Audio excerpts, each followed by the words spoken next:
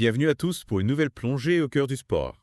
On va décortiquer ensemble un événement récent qui a vraiment marqué les esprits. Ouais, on parle bien sûr de la chute de Maureen Coster. Exactement, Maureen Coster, athlète olympique, lors de la finale du 3000 mètres au championnat d'Europe en salle à Apeldoorn. Une image forte qui nous rappelle que la performance a toujours un prix. Tout à fait. Et on va essayer de comprendre pour vous aujourd'hui les risques spécifiques à l'athlétisme en salle. Exactement, les mesures de sécurité, la préparation des athlètes, tout ça à travers le prisme de ce qui est arrivé à Maureen Coster. Et on s'appuiera sur un article très intéressant intitulé Un athlète olympique inconscient après une chute au championnat d'Europe en salle.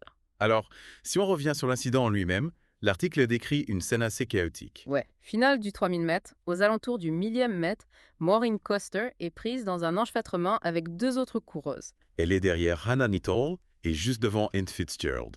Et là, c'est la chute, une chute à pleine vitesse. Coster perd connaissance sur la piste. Imaginez un peu l'angoisse dans les tribunes. Intervention immédiate des secours. Ouais, et c'est important de le souligner, le personnel médical est vraiment bien rodé. Ils évacuent Coster pendant que la course continue. Direction l'hôpital pour des examens. Soulagement dans la soirée, le diagnostic tombe. Commotion cérébrale légère et quelques contusions. Mais pas de blessures graves, heureusement. Coster elle-même a tenu à rassurer tout le monde sur les réseaux sociaux. Ouais, le lendemain de l'incident, elle exprime son incrédulité, elle confirme sa commotion, ses contusions, elle parle même d'un cœur brisé. Ah oui.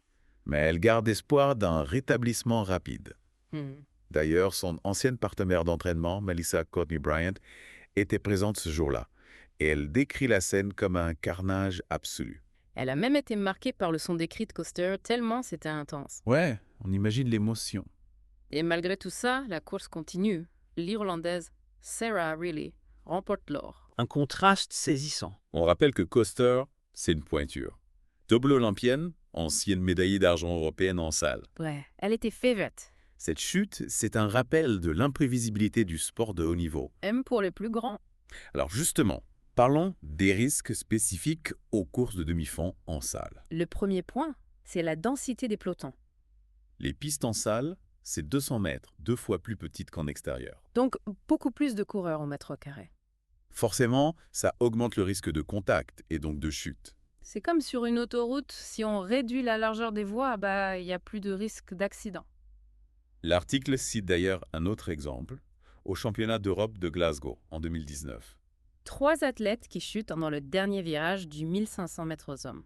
La vitesse, le manque d'espace, chaque dépassement devient un danger potentiel. Ouais. Ensuite, il y a la question des virages. Beaucoup plus serré et fréquent qu'en extérieur. Imaginez, vous courez à fond et vous devez négocier un virage très sec. Et répétez ça plusieurs fois par tour. Niveau biomécanique, c'est énorme. Les forces centrifuges peuvent atteindre 3 fois le poids du corps. Une pression énorme sur les articulations. On a parlé avec un entraîneur national qui nous a confirmé que la préparation en salle est spécifique pour ça. Renforcement des chevilles et des genoux, exercice de stabilisation latérale. Des choses qu'on ne fait pas forcément en extérieur. Exactement. Et puis, il y a le revêtement, les chaussures. Les pistes indoor, c'est du synthétique. Pas forcément la même adhérence qu'en extérieur. Et les pointes des chaussures sont plus courtes et plus nombreuses. Adapté à la surface, mais un mauvais choix d'équipement peut augmenter le risque. C'est clair. Parlons maintenant des protocoles de sécurité et des interventions médicales. Là, il y a une vraie évolution positive. L'incident de Coster, c'est presque un cas d'école. Prise en charge médicale ultra rapide. L'auteur de l'article, il suit l'athlétisme depuis 15 ans, il dit qu'avant, on aurait arrêté la course. Aujourd'hui, les équipes médicales interviennent sans perturber la compétition. C'est rassurant de voir que les protocoles sont efficaces. Ouais, et ces équipes, elles sont super bien formées avec des simulations de scénarios d'urgence. On a eu le docteur Martin Schwernus au téléphone, il est responsable médical sur plusieurs championnats internationaux. Il nous a expliqué qu'il y a des protocoles spécifiques à chaque discipline. Pour le demi-fond, les équipes sont placées stratégiquement pour intervenir en quelques secondes. Sans gêner les autres athlètes. Et la gestion des commotions cérébrales, ça aussi, ça a beaucoup évolué. Avant, on reprenait l'entraînement dès que les symptômes disparaissaient. Aujourd'hui, c'est repos cognitif et physique obligatoire. Reprise progressive sous surveillance médicale. On est beaucoup plus prudent. Du côté des athlètes, la préparation est aussi essentielle. Ouais, il y a un vrai travail sur la course en peloton. Développer les réflexes, garder l'équilibre, même en cas de contact. L'équipe de France, par exemple, ils font des exercices de simulation de bousculade à l'entraînement. Pour apprendre à maintenir sa foulée, malgré les chocs. C'est important. Et puis, il y a le positionnement tactique. Savoir où se placer dans le peloton pour minimiser les risques. Un entraîneur nous disait qu'il y a 3 positions stratégiques. La tête, le milieu et l'extérieur. Chacune avec ses avantages et ses inconvénients. Et un bon athlète doit maîtriser les 3. Bien sûr. Et il ne faut pas oublier le côté psychologique. La résilience face aux chutes. L'auteur de l'article, il a lui-même connu une chute grave. Il dit que ça l'a marqué psychologiquement. Ça a influencé sa technique, son positionnement. C'est un traumatisme qu'il faut surmonter. Revenons à Maureen Coster. Quelles sont les conséquences pour sa carrière? Déjà, la déception de cet incident. La période de récupération, même si la commotion est légère, ça prend du temps. Et puis, il y a les Jeux Olympiques qui arrivent. Cet incident pourrait perturber sa préparation pour Paris 2024. On croise les doigts pour elle. Les méthodes de réhabilitation ont beaucoup progressé, heureusement. On combine la récupération physique, le soutien psychologique et l'analyse biomécanique.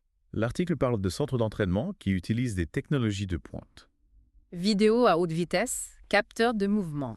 pour détecter les moindres compensations dans la technique de course. C'est impressionnant. Et puis, il y a plein d'exemples d'athlètes qui sont revenus au top niveau après des chutes terribles. Kelly Holmes, par exemple, elle disait que chaque blessure l'a rendue plus forte mentalement. Elle a développé une meilleure conscience de son corps. C'est inspirant. Du côté de la réglementation, il y a aussi des efforts pour améliorer la sécurité. On limite le nombre de participants. On sanctionne plus sévèrement les comportements dangereux. En 2018, World Athletics a même introduit une règle pour requalifier les athlètes victimes d'une chute non provoquée. Ça aurait pu s'appliquer à Coster si ça s'était passé en qualification. La technologie vidéo joue aussi un rôle important.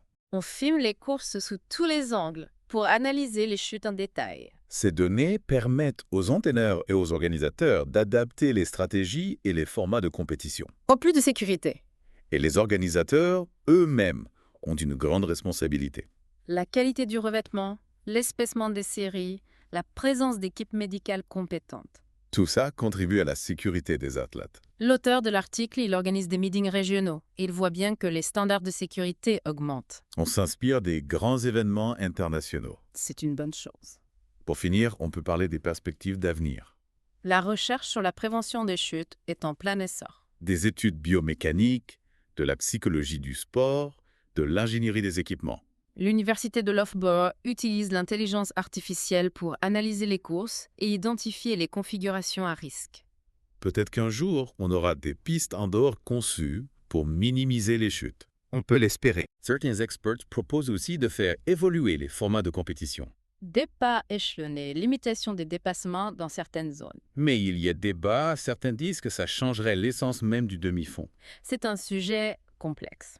En tout cas, la sensibilisation des athlètes et des entraîneurs est essentielle. Comprendre les mécanismes de chute, les stratégies d'évitement. Il y a de plus en plus de formations spécifiques dans les fédérations nationales. C'est encourageant. Pour conclure, l'incident de Maureen Coster nous rappelle la fragilité de la performance. La sécurité a progressé, mais on doit continuer à améliorer les protocoles, les équipements et les formations. Coster, elle, a montré une force mentale incroyable. Sa volonté de revenir est inspirante. La grandeur de l'athlétisme, c'est aussi ça, se relever après les chutes. Alors, la prochaine fois que vous regardez une course, pensez à tout ce que ces athlètes risquent. Et admirer leur courage et leur détermination. On vous laisse méditer là-dessus. À bientôt pour une nouvelle plongée dans le monde du sport. Au revoir.